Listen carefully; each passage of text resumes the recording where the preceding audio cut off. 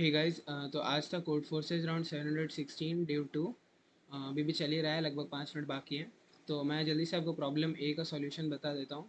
तो इसमें हमें एक एरे दी हुई थी लेंथ एन की, एक एरे लेंथ एन की, और हमें बताना था कि इस एरे के सारे एलिमेंट्स का प्रोडक्ट एक परफेक्ट स्क्वायर है या नहीं। तो तो परफेक्ट स्क्वायर्स की एक प्रॉपर्टी होती है कि अगर आप दो परफेक्ट स्क्वायर्स को मल्टीप्लाई करें तो उनका रिजल्टेंट भी एक परफेक्ट स्क्वायर ही होता है। तो जैसे हाँ, तो जैसे एक परफेक्ट स्क्वायर है हमारे पास, मान लीजिए एम इंटू एम, मतलब M into M perfect square हुआ, और दूसरा परफेक्ट स्क्वायर हुआ एन इंटू एन। तो अब हम इन दोनों को मल्टीप्लाई करेंगे तो ये परफेक्ट स्क्वायर ही हुआ, मतलब आप इसका एक रूट मान सकते हैं एम इंटू एन, और दूसरा भी एम इंटू एन। तो यही प्रॉपर्टी का यूज़ करते हुए हाँ, तो यही प्रॉपर्टी का यूज़ करते हुए यहाँ पे हम इसको सॉल्व करते हैं, और इसमें ज़्यादा कुछ करना नहीं था। आपको हर एक एलिमेंट को चेक करना था ये परफेक्ट स्क्वायर है या नहीं। हाँ, तो उसमें से अगर एक भी एलिमेंट परफेक्ट स्क्वायर नहीं निकलता है तो हमारा आंसर होगा येस।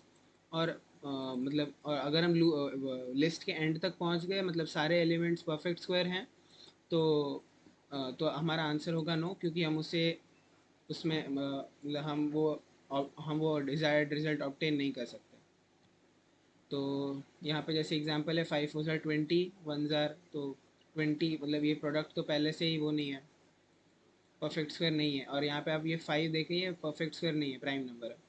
तो हमारा जो लॉजिक था वो यहाँ पे काम करता है। यहाँ पे ये है 10,000, ये होता है 100 का स्क्वायर, और ये होता है 10 का स्क्वायर। तो ये दोनों परफेक्ट स्क्वायर्स हैं, इसलिए यहाँ पे नो आंसर आ गया। तो मेरा सॉल्यूशन ज़्यादा कुछ ऐसे कॉम्प्लेक्स था नहीं। मैं हल्का सा, मतलब मैं नींद में था थोड़ा सा, तो मैंने बहुत सारा लिखा, पर उतनी ज़रूरत नहीं थी। और यहाँ पे एक बुलियन डाला, चेक, जो चेक करता है कि वो परफेक्ट स्क्वायर है या नहीं।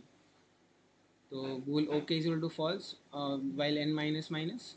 तो int temp, C in temp, और फिर ओके अगर फॉल्स है, एंड चेक टेम्प, यानी वो प्राइम, सॉरी, वो परफेक्ट स्क्वायर भी है, तो okay is equal to true. अब बहुत सारे लोगों ने क्या किया होगा, इसके आगे यानी नेक्स्ट लाइन में ब्रेक कर दिया होगा। तो जैसे यहाँ पे इसमें ही हमें यहाँ पे डिसाइड रिजल्ट मिल गया, हमें पता चल गया कि ये, मतलब आंसर इसका येस है। तो वो लोग यहीं से येस आउट करके फिर ब्रेक कर देंगे, तो ये 4 तो इनपुट में बच ही गया।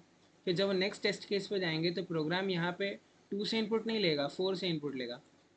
अगर आप, क्योंकि आपने यही ब्रेक कर दिया था, तो ये इसी गलती की वजह से बहुत सारे लोगों का गलत हुआ होगा। और मेरे को पता है ये, क्योंकि मतलब मैंने ये नहीं किया, लेकिन मैं ये करने ही वाला था, फिर मैं समझ में आया मेरे को कि बाकी के जो एरे के इनपुट्स हैं उनका क्या होगा। और फिर कुछ लोगों ने ऐसे भी किया होगा कि एक एरे में सब सारे नंबर्स को स्टोर किया होगा, तो वो भी एक सही तरीका है। लेकिन कुछ लोगों ने ऐसा किया होगा कि सारे नंबर्स को मल्टीप्लाई करके चेक किया होगा परफेक्ट स्क्वायर है कि नहीं। तो मेरे हिसाब से शायद, पता नहीं, पर वो प्री टेस्ट पास तो कर गया होगा। लेकिन मैंने अभी स्टैंडिंग्स में, मैं आपको दिखाता हूँ, स्टैंडिंग्स में बहुत सारे लोगों के सॉल्यूशन हैक हुए। जैसे यहाँ पे देखो, सब ने हैक किया हुआ है।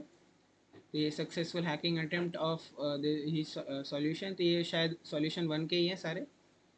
हाँ, सॉल्यूशन 1 के ही हैं, और तो इसी वजह से हैक हुआ होगा। सो थैंक यू गाइज, ये था सॉल्यूशन, ये प्रॉब्लम ए का solution. Like share and subscribe, मिलते हैं अगले वीडियो में। Bye bye.